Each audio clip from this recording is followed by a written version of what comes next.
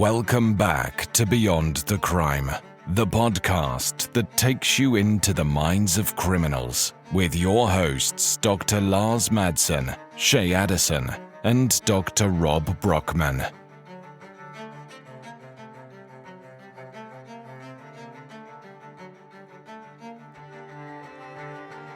Welcome back for another episode of Beyond the Crime, the podcast where we try to analyze forensic issues and challenges from a schema perspective. But today we're going to be talking to Lisa Warren. And Dr. Lisa Warren is a highly regarded Australian forensic and clinical psychologist who is renowned for her expertise in threat management, violence, risk assessment, and the psychological dynamics of harmful behaviors.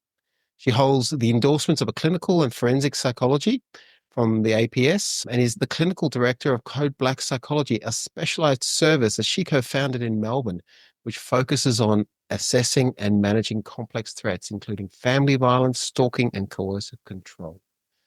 Welcome, Lisa, to the podcast, and it's great to have you here. And I know that I've known you for a few years and we've been sort of interacting online, so it's great to be able to have you here and I guess have an opportunity to really talk about your research and the significance of it and the value that it brings to the not just to the community, but obviously to other practitioners in terms of understanding issues around threat assessment and coercive control and that type of thing. Thanks, Lars. It's really good to be here. Yeah. It might be useful for us to start with, I guess, maybe having you describe a little bit about how you ended up becoming interested in this topic and a little bit about your, I guess, just to sort of put you in the story of what we're going to be talking about, like a little bit about how did you end up here and why was this such a compelling area for you to sort of research and I guess work in as well? Sure. So I started my career in public forensic mental health in an outpatient clinic where we did a lot of work having referrals from courts, from corrections and from police. And as part of the referrals I was receiving, I had a group of young women in particular who liked making threats to kill or bomb hoaxes, particularly to the police. And it was quite a puzzling behaviour. And while there was a kind of general sense that the risk that these young women posed to either killing people or making a successful bomb was relatively low, the disruption and the expense and the fear around these kinds of behaviours that police and the courts were compelled to respond to was causing the system quite a lot of frustration. So in my work, I did what we all do in our field is I went to the literature and I looked up what is it about threatening to kill and making bomb hoaxes and bomb threats. And as a clinician, how do we understand the psychology? And more important, how do we inspire some behaviour change?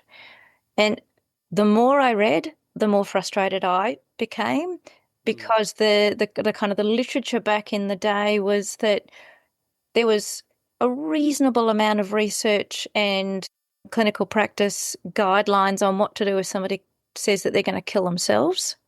But there was very little around that described how we go about working with someone who says they're going to kill somebody else. So I approached our then clinical director at the time, Professor Paul Mullen, and said, I have this problem. I've got these referrals.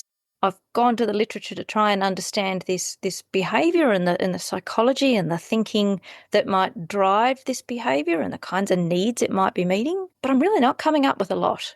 And his response was, well, you're not finding much because there isn't much to find. Let's do some research. And that's where it all started. Wow. Before we dive into sort of what you might have found, just to kind of recap or paraphrase, you found a cohort of people that you were consistently evaluating who were repeatedly making these death threats, these threats to kill, but they weren't they weren't legitimate threats. And is that what you're saying, that they were improbable threats to kill? It was something about making these kinds of the drama of it. They were designed, we thought, to draw attention to another situation, not to signal that this was the behaviour, or the intention was to actually do what the person said they were going to do. Okay. Yep. So what would ordinarily happen back then in the role that you were at when someone made a threat like that? What would typically happen, and how would the system respond to it?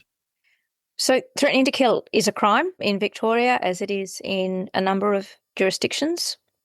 And it was considered criminal because it was what we call an inchoate offence. So it was an offence that was considered to predate another offence, usually violence. So you had some liability associated with causing people fear for their personal safety, regardless of whether that fear was created deliberately. Like, there is a number of people that say that they're going to kill you because they want to frighten you. They're very deliberate in that action. There are others, though, that say the most dramatic and scary thing that comes into their mind because they're trying to give you a sense of, this is how annoyed and upset I am about this particular situation, and how worried that made you was something that they were quite reckless about. They were more interested in giving you a sense of, hey, this is what's going on for me. So the ordinary course of events is that the people that I saw are people that had been charged, often convicted for the offence of threat to kill. There were a number of occasions where people were also convicted of stalking or stalking-related offences because this was a behaviour that had happened many times. So we saw people threatening to kill the person that was their person of interest. With the young women that I was kind of part of my very original cohort in this research, there was a couple of them in particular that were issuing threats to kill the police up to about 30 times a day. Making these threats 30 individual times each day. So that you can imagine the expense and the disruption that was caused by having to respond. And that was another part of the kind of liability, that it was almost like the police were really annoyed that it was kind of like it was wasting police time to hear this. And at the time I heard people say things like, oh, well, they don't mean it, they're just saying it, they're just getting attention, all of which for me felt really inadequate as a psychologist whose job and whose responsibility was to understand what's driving this behaviour. Is this behaviour likely to be repeated? And the bigger and more important question, of course, is what is the risk of this person actually escalating to physical violence? And what are the factors that would make physical violence more or less likely? Okay. So back then, when these will be clients that will be referred to you, right? Yeah. Is that's right? And you would have to assess them and evaluate them, but also give them therapy. Was that your role as well? Yes. Okay. All right. Okay. And still is. I still see a number of people who are issuing threats to people who have either disgruntled them in some way. So it's almost a little bit like what I'm seeing in some of the referrals nowadays, is that it's a resentment behaviour. Okay. You've caused me fear and annoyance. I'm going to cause you fear and annoyance by making you worry about your safety. So I'm going to say that I'm going to kill you in horrible ways. These would be email threats, phone threats, text messages, that type of thing. And it'd be clear that it wouldn't be something that they would try to disguise. It would be clearly, this is me communicating with you. You can recognize and identify me. Technology has certainly made threatening a lot easier. There are so many ways that I can send you a threat. Okay. There's also some relatively easy ways that I can disguise my identity. Take Google Mail just as an example. I can make a Gmail address out of whatever name that I want, and routing it back to me and figuring out who sent the email can be a surprisingly complex matter. And there's a lot of police forces now that have got particular e-crime units, and part of that work is actually, even if it's my email address that a threat was sent from, that doesn't actually prove that it was me that sent it, because it's quite easy to hack into people's emails these days. Right. So while technology makes it easier, it doesn't always make accountability easier. I see. So these clients that you would end up seeing would be folks who may or may not have attempted to disguise who they are, but they somehow have been found out. So I guess that there's, I'm thinking back about a podcast we did on fire setting, where one of the motivations for fire setting seemed to also be around getting that attention, getting recognition, right? Which seems to be maybe similar to perhaps some of the motivations that may have been relevant for the clients that you're describing. Them being involved in it in some kind of way was an important part of actually doing it, so that they could conceivably sort of communicate the distress that they were experiencing or the problems that they were having without doing so. Okay, so you started your research on this with Paul Mullen. Well, he was your supervisor, right? Fantastic. So tell us a little bit about your research. What did you find, and what was the significance of it? So we did two studies. One was looking at a cohort of people who had been through the magistrates' courts for the offence of threat to kill, and then we followed them up over a 10 and then 15-year period to see, well, what do they do next? Is this a behaviour that should be considered a particular marker of violence risk? And one of the reasons we did that study was, prior to that, threats were often really inconsistently defined in the literature as being, in some definitions, it was considered to be an act of violence. In other definitions, it wasn't. And in a lot of the research on violence, we saw people saying that their definition was that someone had committed an act of physical violence or threatened physical violence, and it was all studied in together. So there was no sense of, okay, let's pull this apart and take a longitudinal view and see, if I say it, am I going to do it? Okay. And that's what we wanted to have a look at next. And the finding from that research was quite remarkable for two reasons. One is that we found that public are, generally speaking, very good at figuring out who to send off to the police and sometimes health services for making a threat or for uttering a threat. Because if your threat is scary enough and provable enough that a conviction is secured, we found that nearly half of those people would go on to commit some sort of act of physical violence. Okay. And we also found that nearly 4% of them would go on and commit a homicide. 4%. Right. And compared to the rate of homicide in the general public, we found that that was about 183 times more likely to commit a homicide than a member of the general public. Right. So this was a group that was being selected, we think, based on people are pretty good at figuring out what's scary and what's a throwaway statement. Oh, I'm so upset I could kill him. Like just one of those kind of throwaway statements. You don't get charged for that. You certainly don't get convicted of it in the same way. Okay. What we also found when we looked at that study, though, is something we were not quite expecting, and that is that if you are going to be at risk, the person that the threatener is most at risk of harming actually turns out to be themselves. All right. Like in what way? They end up killing themselves. Okay, so our suicide rate was like quite a lot higher than what you would see in the general population. We had up to about 11% of people in that kind of 15-year mark who had actually harmed and killed themselves. And the best research that I found at the time was actually a really old study from the 1960s, where a psychiatrist in the US had studied a group who had all been admitted to a psychiatric ward for behaviours that included threat to kill. So we had this threatener study, and he actually found the same thing.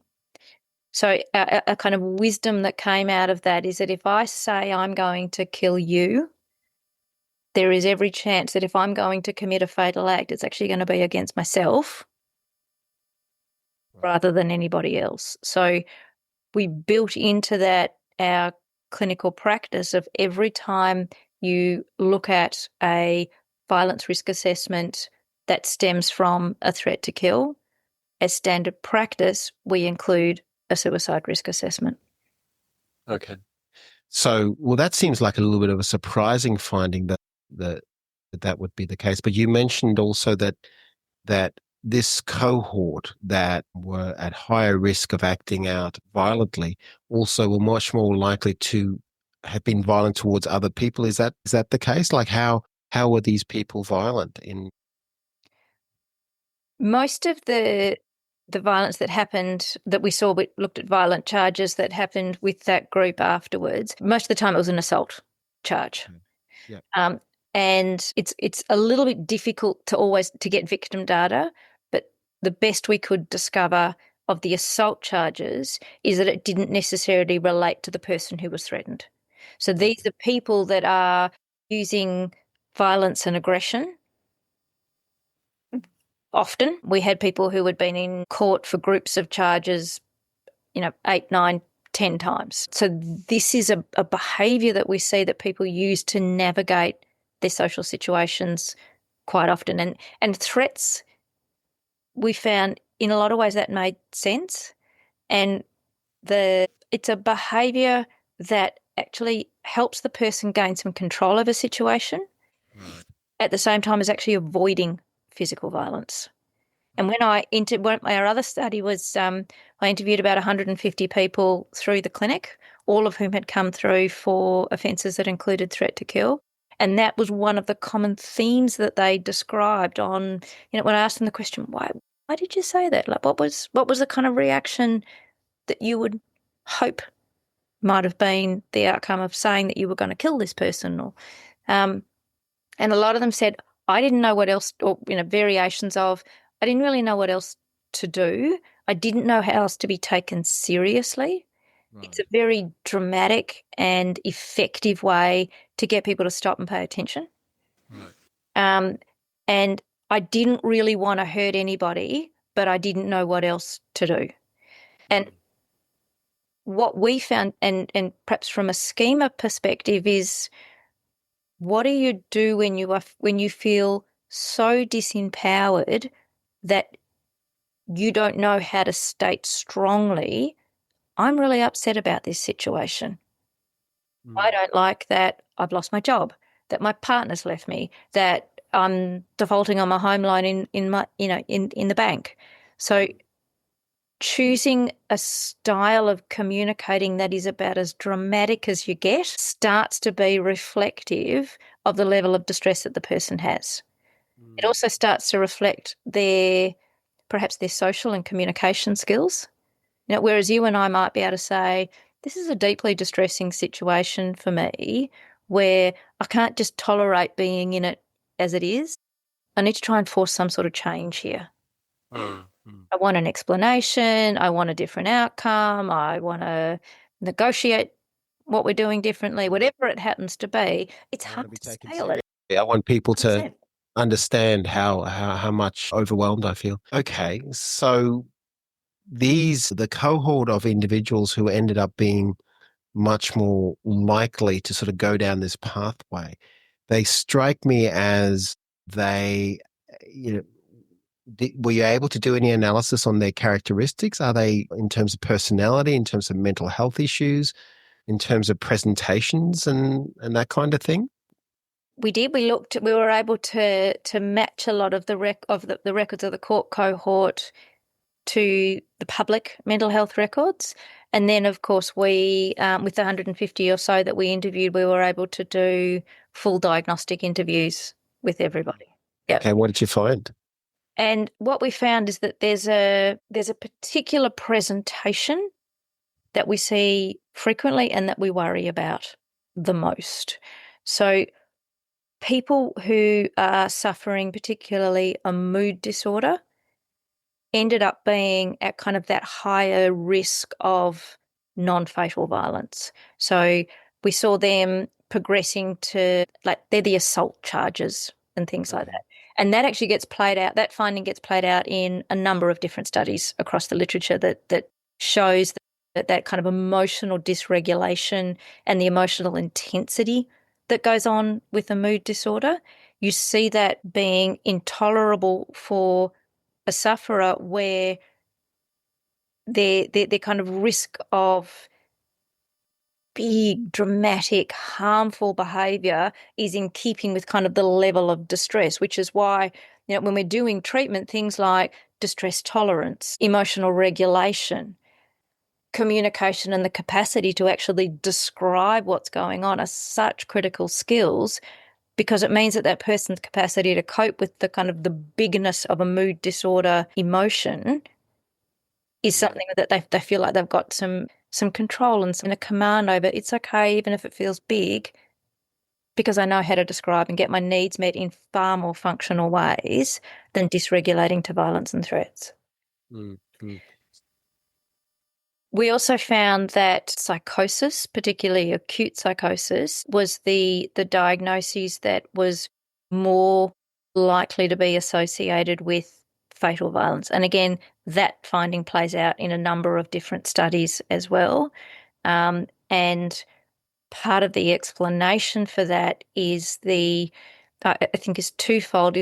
One, what it must be like for somebody who is suffering from an acute psychosis, particularly a paranoid psychosis, where the beliefs that their mind is telling them is true is just so appalling, doing nothing about it becomes really difficult. For example, if I worked with one man that threatened to kill his wife, and then he did go on and kill his wife, and his psychosis was that he believed his wife had become an imposter. So he thought that this person in his home was not really his wife, but an imposter had taken over her body, and if he killed the imposter, then he would get his wife back.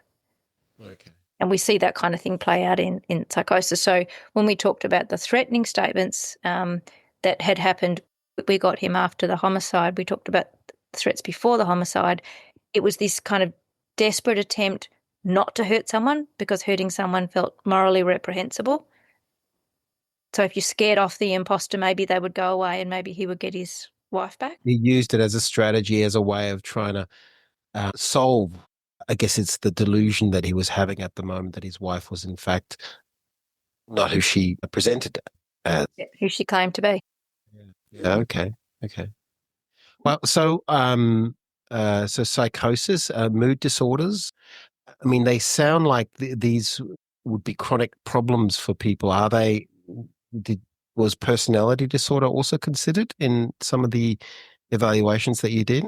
Yes, and we found higher rates in some of our groups of the kind of the typical two. So antisocial personality disorder and borderline personality disorder. And the BPD in particular is always a diagnosis that makes me want to think more deeply, because it is a diagnosis that can be very stigmatizing in our health system. And often it's a diagnosis that emerges out of people who have experienced multiple traumas themselves, where what we did see, and what I've seen in the kind of in the years since in working in this area clinically, is that often when these people threaten to kill, the motive, rather than being anger, is typically fear. And we see what we call, if you like, a shielding behaviour. So the only way I feel like I can have some say in this situation is to make you so frightened and so reactive that you might actually do what I want you to do. So it's a strategy to try and keep themselves safe from perceived threats and perceived disempowerment, and emerging out of a childhood where being incredibly vigilant was actually a really helpful coping strategy. Part of what we often see in personality disorders, that the particular or trauma disorders as well, where coping strategies that were useful while under threat continue on even though the threat has passed, because the brain kind of organises itself to see what's going on around you as something that is putting your personal safety and your identity and your relationships and your sense of yourself at risk. Absolutely. And I think from a schema perspective, it kind of makes sense. Like I can almost, thinking of some clients that I've had where they have that volatility and they would have, we would do a mode map and an aspect of some of their vulnerable modes would be this angry, enraged child mode, which is actually a vulnerable mode. And it usually gets activated and triggered by a sense of unfairness. If they've been treated poorly, something is unfair in some kind of way. So the anger, there's typically a grain of truth to the anger and it's justified in some way. It's just that it's so big. And in that situation, it's like clients will lash out from these modes and say and do things that they later kind of, once that emotion has passed, they end up, saying, well, I was really upset. I was really angry. It was the only way I could communicate how I was really, really feeling inside. And this was sort of where it was sort of coming from. I'm intrigued about the idea of threats of kill. I'm wondering if you were able to kind of look at, was there with these clients who get to this position and that's the strategy that they're using. Was there an escalation over time? Was there sort of was there a way of kind of being able to track or make sense of how did the trajectory get to threats of kill? Because it seems like that's maybe like somewhere down the line of a, I guess a pathway, a coping strategy pathway. Did you see that? Is that what was seen? We haven't studied that point particularly, but just sort of reflecting on my clinical experience of that, you certainly see an element of what you might call learned behaviour. In other words, the number of people who use very colourful threats to kill. So it's not just I'm going to kill you, but there's things like, there's gory detail and lots of kind of non-verbal posturing that goes along with it, all in an attempt to be taken seriously. And then when we reflect on that, you see how the way in which they were threatened starts to be reflected in the way that they choose to communicate, because they've got that sort of visceral lived experience of when someone said they were going to hurt me in a particular way or kill me in a particular way, this is how that made me feel. If I can make another person feel like that, then I can start to turn the tables. Navigate the situation so I can get out of it what I need from it.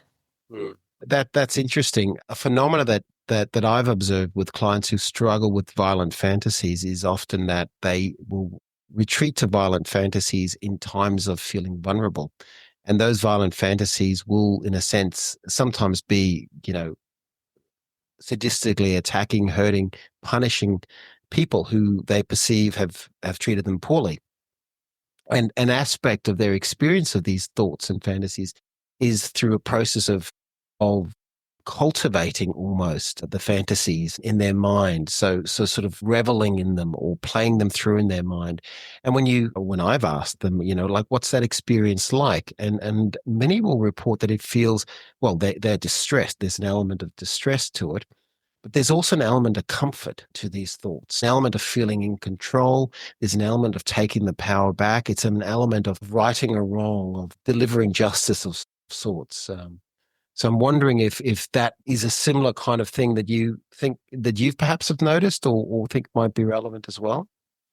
Absolutely. And the cognitive dissonance between this is actually pretty effective fear management. Thinking about, I'm not this powerless person, but I'm going to do all of these, being violent to somebody else in that moment, there's just this absolute control that goes along with it. I'm in charge of this situation. Thinking about that means you don't feel scared, vulnerable, weak, all of those things while thinking that stuff. So there's there's that side of it.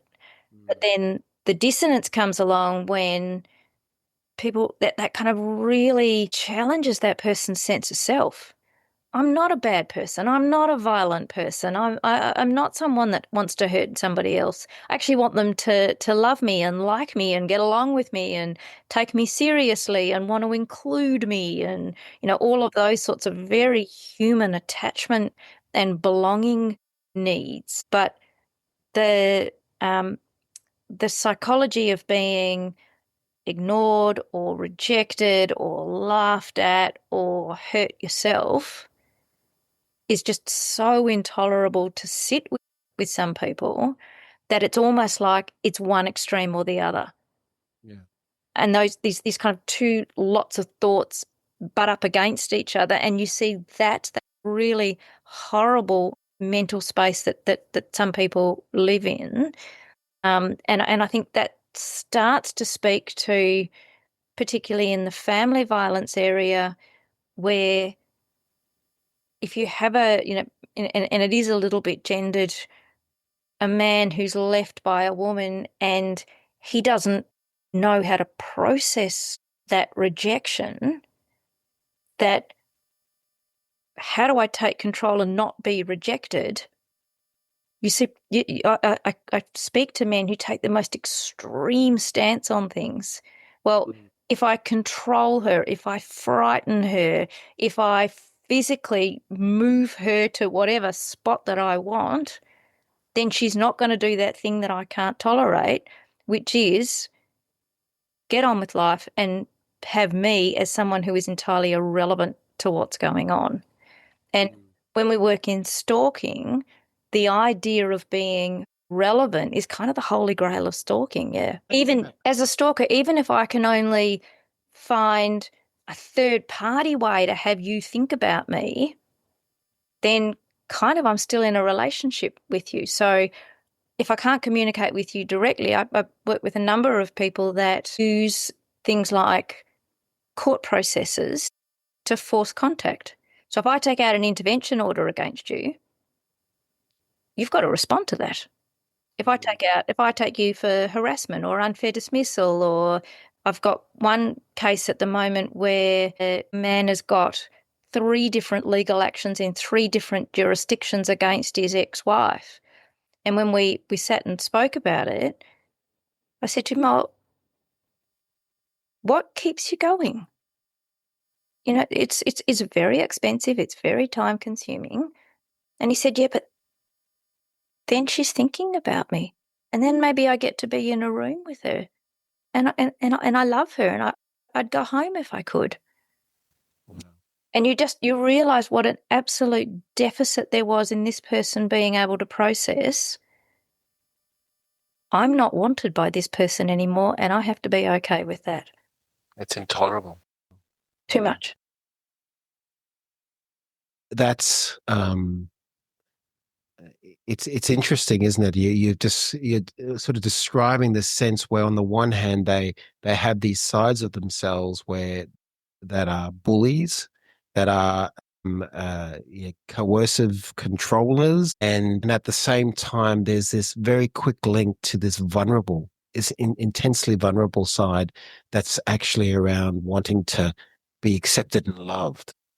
Absolutely. And the work of a forensic social worker in the United States, Professor Evan Stark, who sadly passed away recently, his thinking around coercive control was just so sophisticated. And he really talked about this idea that it is a sense of have to subjugate my partner to my wants and needs, because that's the only way that I can guarantee I'm not at risk of or exposed to not being thought of, not being a part of this person's life, not being, getting out of this relationship what I expect and what I believe I am entitled to. Yeah. Because, of course, these behaviours, they don't happen once. It's about the pattern of them. And threats are a very effective way to not only create fear for personal safety, but to create uncertainty. And when I speak to women who are survivors of coercive control, it's such a common thing to hear them talk about, when he says he's going to kill me, then I've got to kind of go through all of these calculations in my mind of how do I stay safe for the next few days? Mm. How do I not annoy him when this has happened? Because I know that kind of ratchets things up. Wow.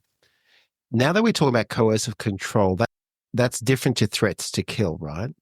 Are you able to sort of give us a definition of when you describe coercive control, what does that mean? How can we understand it? How can we recognize it?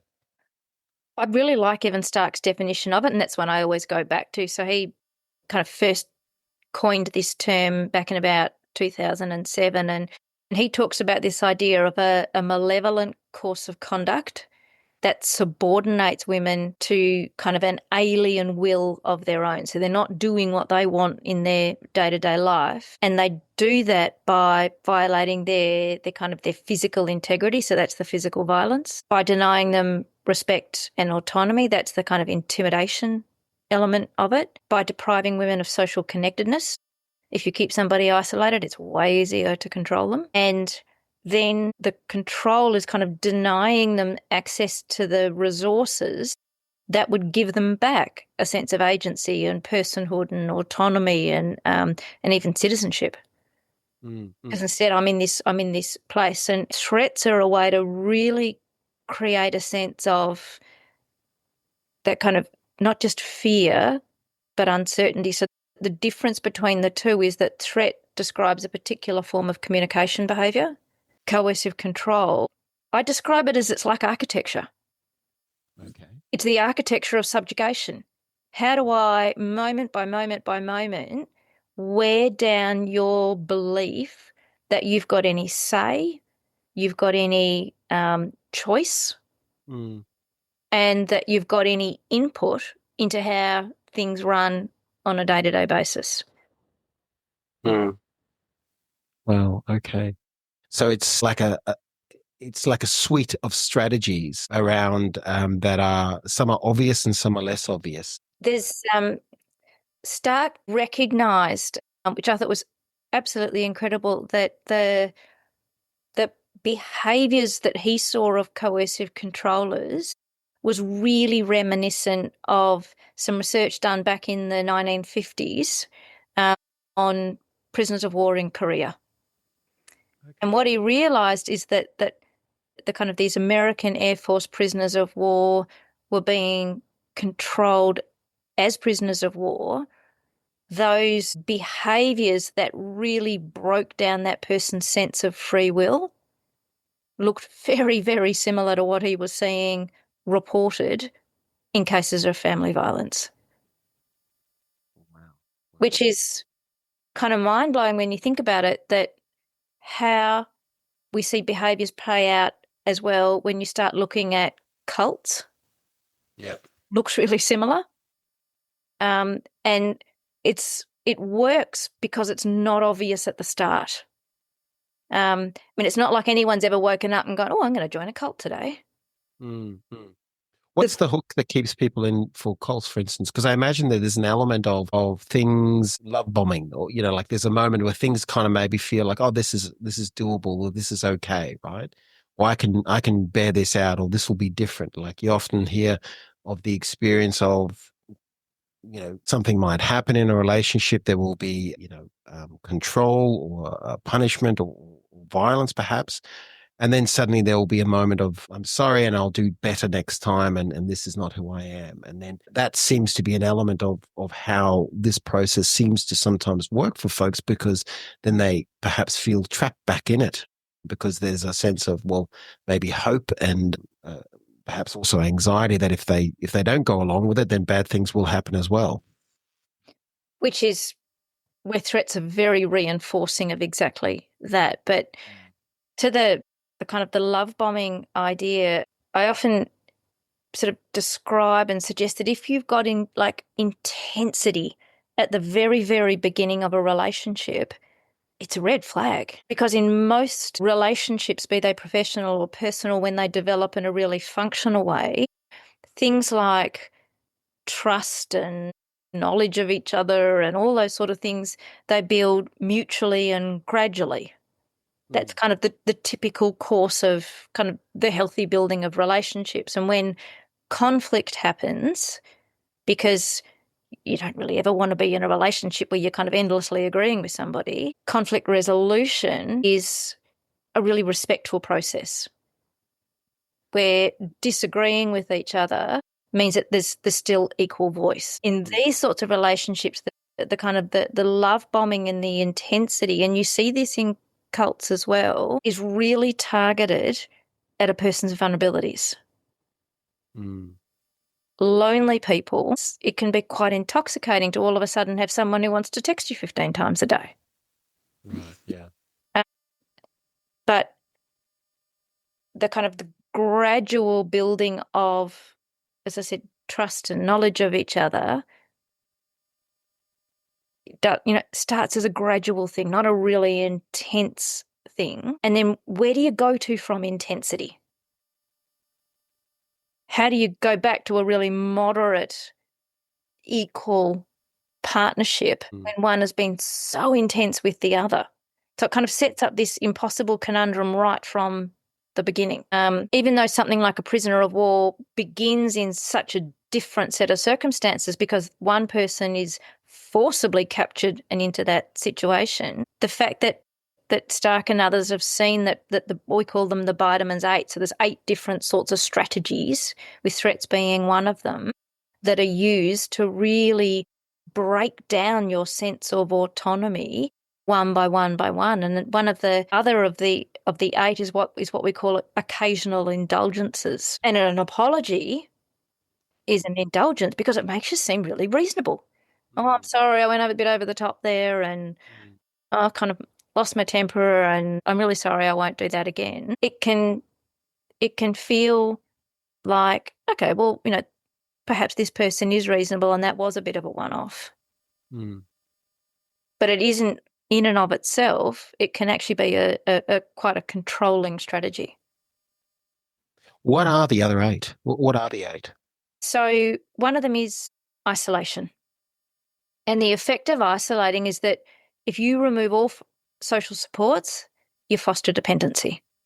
Because humans are, we're kind of hardwired to rely on each other. And if I've only got one person I can rely on, because my social media accounts have been shut down, you're holding my ATM card. I worked with one lady who said that her partner would make her sleep in the car, but he would have the keys under the pillow in the bedroom. Right. So she was in this kind of impossible dilemma and completely alone because, of course, he had the phone. So isolation is one of them, and there's a whole lot of ways that gets done. Another is kind of monopolizing somebody's perception. So, and we see this a lot in coercive controllers where they put so much effort into controlling the immediate environment to create what, like a preoccupying predicament. So in prisoners of war, you see that people get locked into very small, very barren rooms, and they only get given very restricted amounts of food and water. So their perception is kind of monopolized right down to the immediate. So you're literally focused on, how do I survive the next 5 minutes? Yes. We see that in our coercive controllers who do things like, as I said, you can have the phone, but you can't have the SIM card. You can't, well, I'll give you your key ring, but I'll hold on to your keys. You can only use the ATM card when I go with you or someone that I nominate goes with you. So you're constantly thinking about, how do I not annoy them? How do I not escalate it? How do I keep myself safe? I will drive you. I'm thinking of a client who was stuck on a rural property, and the partner, who was very controlling and punitive, would control her money, but also only whenever she needed to go, even though she could drive, would drive her to appointments or to shopping or to wherever she needed to get to.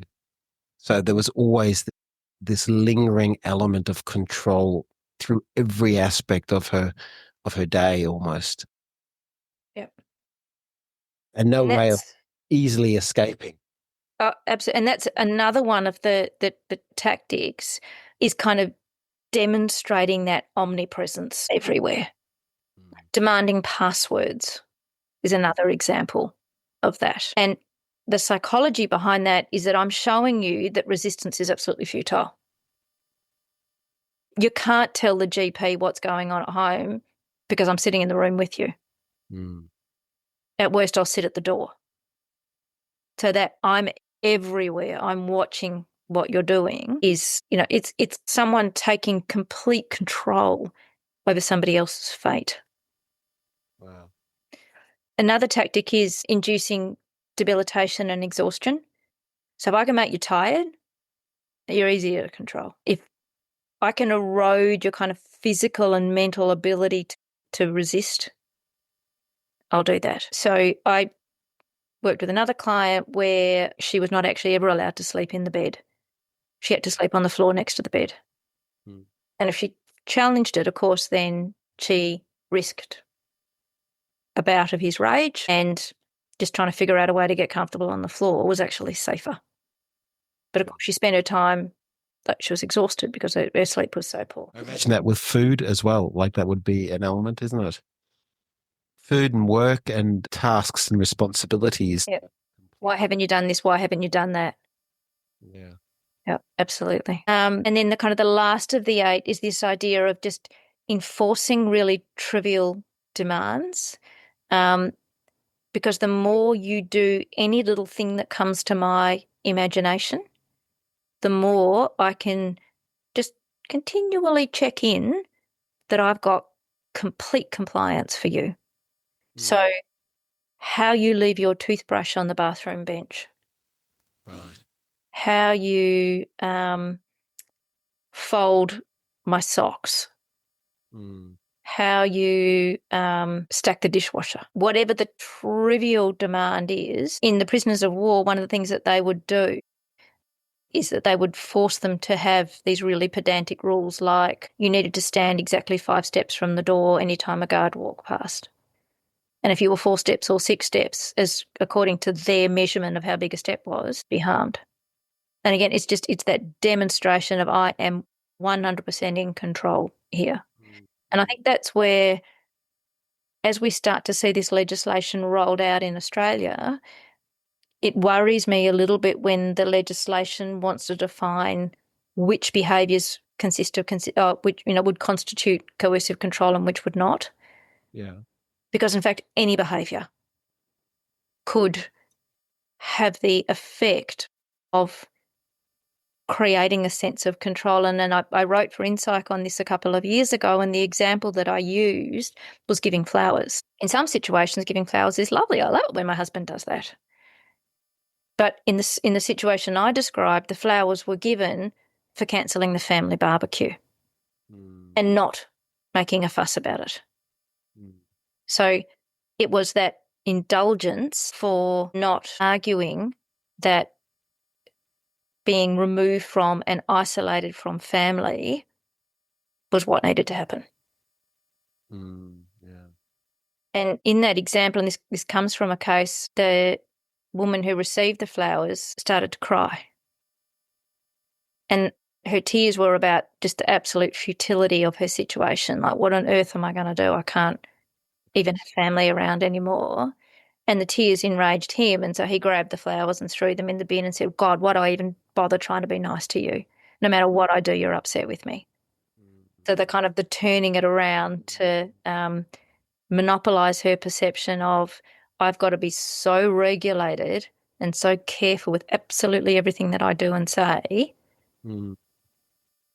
because the risk is just so high. Yeah. You coined the term "invisible cage" in that Inside article, didn't you? Was that right? Yeah, because that's a beautiful sort of metaphor. And well, it's not a beautiful metaphor at all. It's a horrible one, but it captures sort of something of what we're talking about here. These ways of trying to control someone and, I guess, completely disempower someone to feel that they have agency and autonomy. And yet, like, the underlying fear, as we were talking about before, for the people that do this, the men in that we've been talking about here, is this fear of being irrelevant or abandoned. Yeah, is that right? I mean, it's You work with clients, obviously, who have victims as well as perpetrators of this type of thing. Yep. Talk us through a little bit about how might you work with a perpetrator who has engaged in coercive control, made threats to kill, perhaps as part of that. What does therapy look like with them, and how does it typically sort of occur or roll out? The work that I do tends to be with complex cases where the standard interventions, things like, men's behaviour change programs and things like that have been tried. Yep. And have perhaps gained a little bit of traction, but there is this kind of ongoing sense that there really isn't the shift in thinking that we would hope for and the reduction in the likelihood of violence that we want. So people come to me for individual work. And in the room, the aim is taking some of the ACT principles to be able to explore in a way where it's safe enough for a man to admit, I don't want to be left. I don't want to be irrelevant. I don't want to accept that perhaps someone doesn't want to be with me because that is just so painful and so confronting. And that you would be no more important than the other person in the relationship is a realization that if you can get someone to accept that, like radically accept that, you have an opportunity to have that person say, I don't like it, but I can accept it. And I can accept that that relationship is actually over. Mm. And when I work with men who are engaging in ex-intimate stalking, she said, go away, leave me alone, send a very clear stop message, but he's trying anyway. The rationalization that you hear time and time again is, but I just want to understand why. If she could just explain to me why she left, then I think I'd be all right and I could leave. And I could leave her alone. But I don't understand why. In my mind, our relationship was wonderful and our marriage was perfect and the kids are better off with us together. And, you sort of get all these superficial platitudes.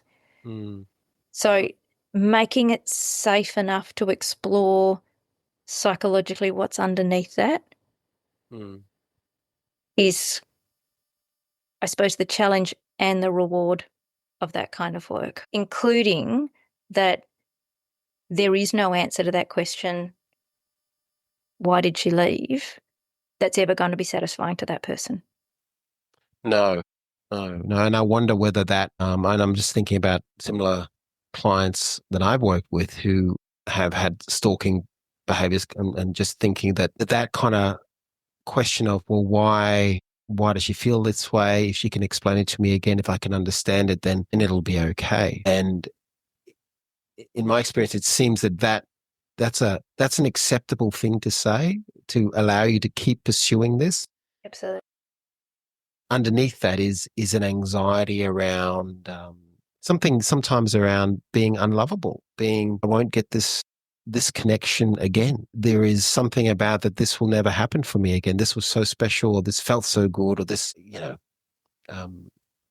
in many cases, it feels sometimes for these individuals like there's an emotional deprivation trigger, which is around this experience of, I've had this connection. It felt very powerful. Now it's jeopardized. It's gone. And because I expect that I'm not going to get close to people or feel understood by people, or people being empathic or kind to me, then it's this anxiety of looking forward in your life thinking, well, the rest of my life will be this bland, grey experience of relationships. Absolutely. I'll never experience another relationship like this is the kind of moving forward fear. The looking back fear is, maybe I've got to accept that I behaved in a way that contributed to the end of this relationship. Maybe I didn't do a good job. And I didn't really understand or feel comfortable enough in myself to be an equal. Instead, I was quite needy in the relationship. Attachment theory brought into this provides some really strong insights. I can't think of an example where I've worked with a man, particularly who's engaged in ex-intimate stalking, where you would assess their attachment style as secure. Instead, they tend to be very anxious, reassurance-seeking, somebody who really kind of defined themselves on how much the other person wants to be with them. And if they don't want to be with them, then you're going to kind of force them wanting to be with them, because otherwise you're just going to miss out completely. And then you've actually got to stop and reflect on yourself. And the problem, again, with doing that is if you stop stalking and stop trying to get the person to think about you, you actually then have space and time to think about, what am I going to do instead? How am I actually going to front up to the fact that I'm hurt and I'm lonely, embarrassed? And they're really hard emotions to sit with. Yeah, absolutely. Absolutely, yeah. So you're saying that part of what happens for some men is that they flip into this subjugating, self-sacrificing, appeasing, approval-seeking kind of needy role or modes, and the experience of the relationships with them is one of dissatisfaction and having to sort of look after and nurture them in some kind of way.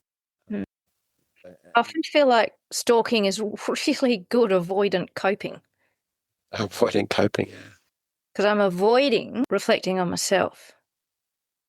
So there is an element, isn't it? Like you're taking control. I'm in charge. I'm doing something. I'm active. And there's cultural scripts that feed into that. You know, that for thousands of years, there's men have been the head of the household. They've been entitled to kind of call the shots, and not feeding into those cultural scripts, but just existing in the actual dynamic of the relationship between two people, again, is really foreign. Entitlement, again, enables you to say, I can take a pretty superficial look at this. It's always been like this. I should always, I'm the one in charge. It should just always be like that. Yeah. Where underneath that, the idea of, well, what would it be like if you weren't in charge? If you weren't forcing a relationship and you were willing to live with the risk that, hey, maybe this person doesn't want to be with me, or maybe this person doesn't like what I say, or maybe this person's got a better idea than me. Mm-hmm. For some, that can feel incredibly confronting. Yeah. And how do you? I think we teach men to be okay with being vulnerable. For saying, I feel really uncomfortable right now. I don't know what to do here. And traditionally, the whole men don't talk about their emotions things really undermines that opportunity from boyhood through to manhood. When you see a family circumstance in particular where a man is and boys are validated for how they feel, good, bad, and ugly, then you start to see that secure attachment developing. And someone who's comfortable in their own selves, and their relationships start to reflect that. Not just this sort of desperate clinging by force if necessary, by psychological warfare, because I don't know what else to do. This is the only way that I can feel safe or feel connected to someone or feel okay. Reassured. Yeah. Yeah. And of course, it's only ever one of the reasons why it's such persistent and repetitive behaviour is that the reassurance that you get from any of those kind of 8 controlling behaviours that, yep, I'm in charge and I know everything's going my way, that reassurance is only ever going to last, seconds, minutes, hours, days? Yeah. So temporary. Yeah. Then you've got to do the next thing and the next thing and the next thing and the next thing. Yeah. It becomes and I guess as the further in you get, and within schema therapy, the way we might make sense of some of these behaviors is that they would fit within an overcompensating mode, like an over-controller mode. And this is a mode that kind of often is activated in response to vulnerability, in response to schemas getting activated, abandonment maybe, defectiveness, emotional deprivation. And that feels very, very painful. And the way to kind of cope with that, it would be to flip into a mode that actually either nullifies or avoids that feeling, numbs it in some kind of way. People use drugs and alcohol and sex in some cases as a way of trying to regulate their distress when they are activated, or they simply just detach or cut it off. But flipping into an overcompensating mode is about taking power back, taking control of a situation, which is very much like what it seems that these guys do. They flip into this mode, and then it becomes around, controlling and being hyper vigilant around moments of where they're going to lose control, or things are going to happen, things that could hurt them, and taking action to it in terms of using threats of violence or bullying or physical, or just simply like some of the strategies we've talked about today. Yeah. Yeah. And that for me helps explain, when we're talking about stalking behavior as well, why we see what sometimes gets called energy bursts. So stalking doesn't happen at regular intervals. It's not like at 10 a.m., 2 p.m. and 6 p.m. I'm going to do my stalking behaviors each day. Instead, what we see is it's like you'll see this kind of flurry of activity and then nothing for a little while. And then another flurry of activity and then nothing. And what I wonder because for the victim, it feels really confronting because you never know when that next burst is going to happen. Yeah. But when you work with the stalker, there's something that triggers that absolutely and Fascinating. Yeah. prevent irrelevance. And I think that the number of the duration of that kind of next burst of stalking and the number of stalking behaviours within that probably measures quite nicely against the intensity of the fear that the person has on how close are they in their mind willing to actually admit, you know what, I'm irrelevant here. And that's the painful thing, yeah? Too much. Too much, yeah. Yeah. Yeah. The trigger. Lisa, I'm just mindful that we're coming to the end of our podcast. This has been a very fascinating conversation. I have really enjoyed this.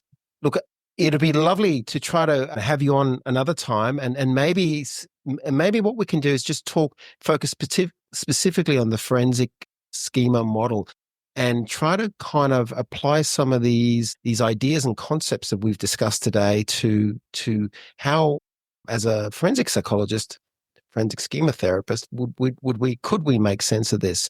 Because I certainly in my own practice have found that the schema therapy is very readily applicable to these concepts, and the beauty of schema therapy is it provides a way of linking and making sense of the emotional distress. Like, I mean, a lot of the time when we hear some of these cases of men, and you rightly pointed out that a lot of men are responsible and perpetrators of this kind of stuff, of stalking and coercive control, that it's very easy to kind of see them as see these individuals as being almost these cold, callous, calculating psychopaths that are just blocks of ice. But really, I guess what we've been talking about today is that's not the case at all for a lot of these individuals. They actually, at the trigger to a lot of this behavior seems to be vulnerability or distress around being irrelevant or being invisible or losing an attachment. And that some of these behaviors, certainly the controlling behaviors, is all about ensuring that attachment remains there, even if it is completely, in a situation where you're in a relationship with someone that's effectively an automaton because they've been completely sort of robbed of all kind of agency and identity and opinion and that. So I guess that's what I'm reflecting on, is that there's actually this that at the core of it there's actually a lot of pain and distress that seems to activate it. Absolutely. And that if your partner becomes your tool of reassurance seeking, then I think thinking of it that way makes it sort of, on one hand, seem why it feels kind of cold, because there's just no regard whatsoever for the lived experience of the partner. Mm. But at the same time, it highlights just how terrifying the idea is that if I don't do this, then I might have to accept that maybe I'm not very good at relationships. Maybe there is something about me and the way that I go about things that is unlovable. Not just that it might be, but that I probably am. And in treatment, if you can make it safe enough to admit that, and that there's nothing about the human condition that's static, and that if you can be brave enough to face those fears, you can actually do something about it. Yeah. You can actually kind of heal some of those old talk tracks and challenge some of those core schemas and actually give yourself a fighting chance of having a mutual and functional relationship. And if you can get somebody to that point where they genuinely have an opportunity of having a functional, healthy, mutual relationship, it's a game changer. And they get their emotional needs met as well. Because I imagine in this situation where they're over controlling or appeasing, and that this inherently would also be, ultimately quite unsatisfying as a relationship to be in, because you're in constant anxiety and stress about the safety of the attachment. Seeking the next few seconds of relief by doing something forceful. Yeah. Lisa, you also have organised a conference coming up here at the end of the year. Why don't you tell us a little bit about that and where people might be able to get more information and maybe come along? Fantastic. So on Friday the 5th of September, Dr. Nathan Brooks and myself, Nathan's also a forensic psychologist, we are running a full-day symposium on stalking, and we've got together an incredible group of speakers because we really want to look at it from all perspectives. So we've got stalking survivors speaking. We've got a lawyer who defends stalkers in court, describing the law on stalking, where the law's working and where it's not, and what it's like to have the story of these men usually heard in the court. Nathan's going to be talking about the psychology of persistence. I'm going to be talking about resentfully stalking workplaces and why we see a lot of workplace stalking going on at the moment. Paul Mullen's going to be joining us as well.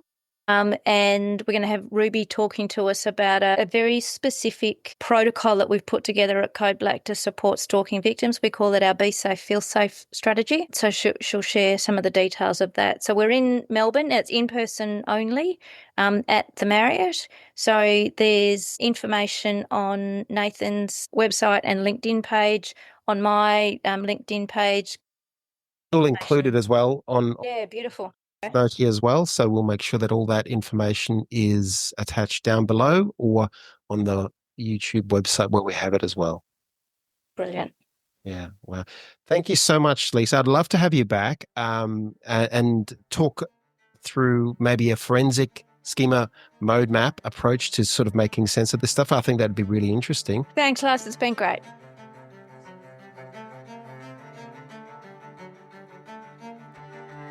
If you're interested in learning more about schema therapy, join us in a hero's journey, the Schema Therapy Sessions at schematherapytrainingonline.com.